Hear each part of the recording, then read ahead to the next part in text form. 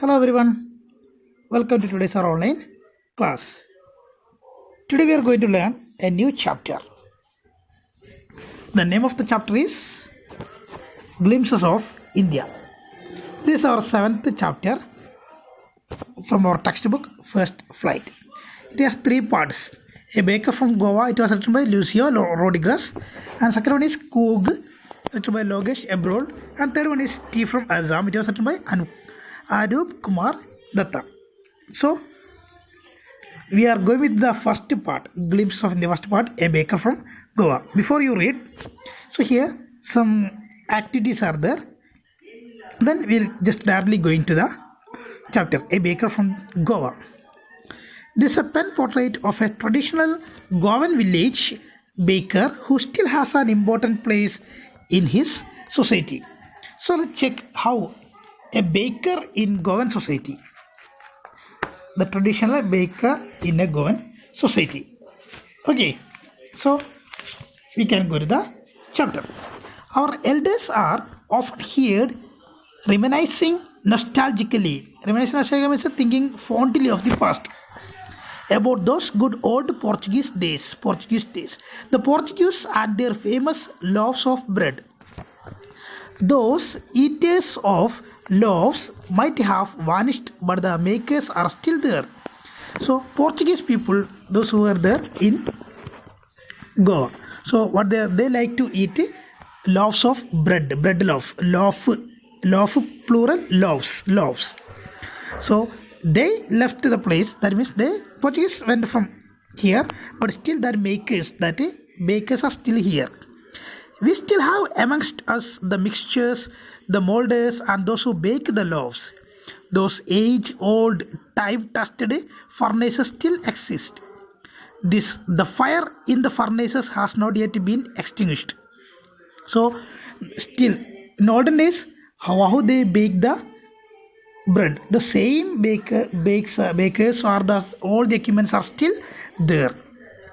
The thud and jingle of the traditional baker's bamboo heralding his arrival. Heralding means announcing his arrival in the morning can still be heard in some places. So morning what will be there? So the baker will come with a stick and he will beat on the ground and he'll make that noise to announce that he's coming. Maybe the father is not alive, but the son still carries on the family profession. So olden time the father will be doing that work. He may be not alive now, and now his son is carrying the same family's profession. These bakers are even today known as pattern Goa. So still that bakers are still there in Goa.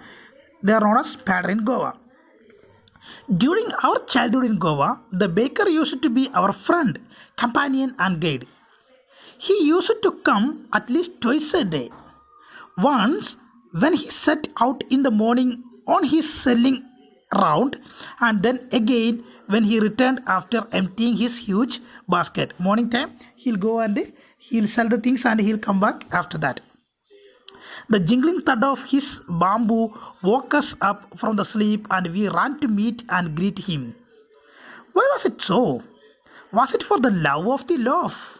Not at all. The loaves were bought by some paskin or bastin, the maid servant of the house. What we longed for were those bread bangles which we chose carefully.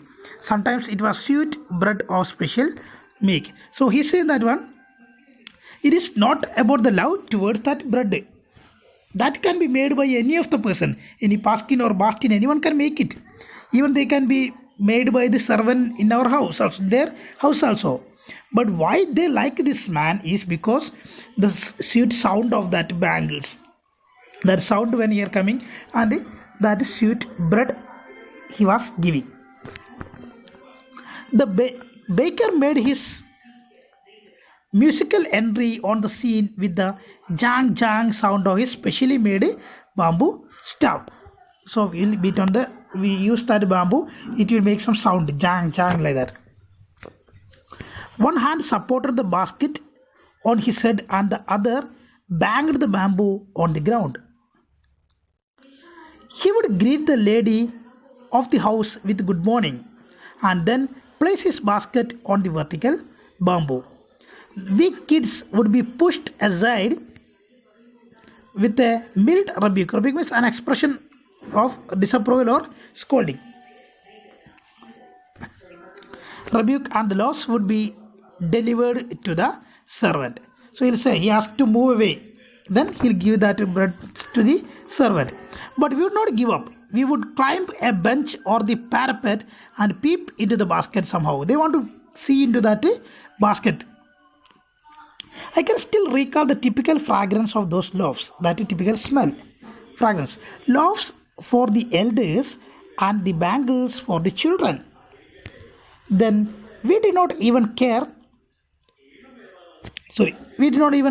of to brush our teeth or wash our mouths properly. So when they are morning time, when the baker comes, they didn't worry about brushing or washing the mouth. They quickly go to there. And why should we, who would take the trouble of plucking the mango leaf for the toothbrush? So using the mango leaf for clean the tooth. And why was it necessary at all? The tiger never brushed his teeth. Hot tea could wash and clean up everything so nicely after all. So they are not interested to brush the teeth. So what he says that the tiger won't brush the teeth, but he brush his teeth. Same time, if you drink the hot tea, it could wash and clean up everything in the mouth. So let's go to the next part. Okay. Marriage gifts are meaningless without the sweet bread known as the bowl. Just as a party or feast loses its charm without bread. So in marriage, every function they used to keep that bread. Not enough can be said to show how important a baker can be for a village. The lady of the house must prepare sandwiches on the occasion of her daughter's engagement. Cakes and bolinas are a must for Christmas as well as other festivals. Thus, the presence of the baker's furnace in the village is absolutely essential. So it's needed. So each and every function they needed the bread and other things. The baker or bread seller of those days had a peculiar dress known as the kabai. Kabai is the type of dress. It was a single piece long frock reaching down to the knees. In our childhood, we saw bakers wearing a shirt and trousers which were shorter than full length ones and longer than half pants. Even today, anyone who wears a half pant which reaches just below the knees invites the comment that he is dressed like a padder. Padder is that person, that baker. The baker usually collected his bills at the end of the month. Monthly accounts used to be recorded on some wall in pencil. Baking was indeed a profitable profession in the old days. The baker and his family never starved. He, his family, and his servants always looked happy and prosperous. Their plump physique means a pleasantly fat body. Plump physique was an open testimony to this. Open testimony, public statement about a character or quality. The correct evidence, that is there. Even today, any person with a jackfruit-like physical appearance is easily compared to be a baker. So here the writer recalls about the baker from Goa.